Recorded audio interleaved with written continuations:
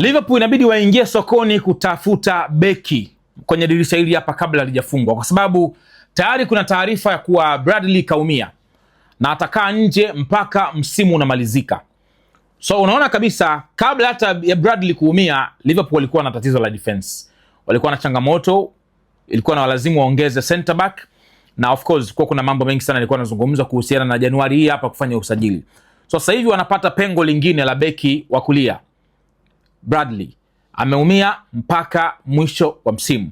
So well, nafikiri hakuna namna, they have to sign another defender kwenye dirisha hili hapa la usajili. Vinginevyo kuendelea kumalizia huu msimu wakiwa na magep kama haya, sidhani kama itakuwa ni sahihi, kwa sababu hawa walioko fit, you never know, mwingine anaweza kaumia.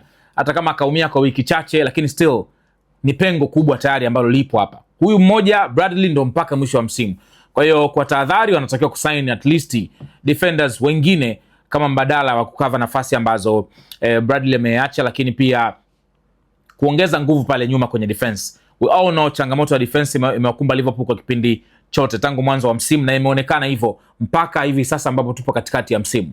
So let's just wait tuone watafanyaje kwenye hili, lakini I think ni pigo kubwa sana kwa Liverpool kwenye defense ya Liverpool. Na Bradley mwenyewe anajua kukaa nje kwa miezi yote hii, unaangalia wenzako wakicheza, sio jambo rahisi sana. Ni kitu kigumu sana kwa mchezaji. Furaha ya mchezaji ni kuona yuko uwanjani anacheza.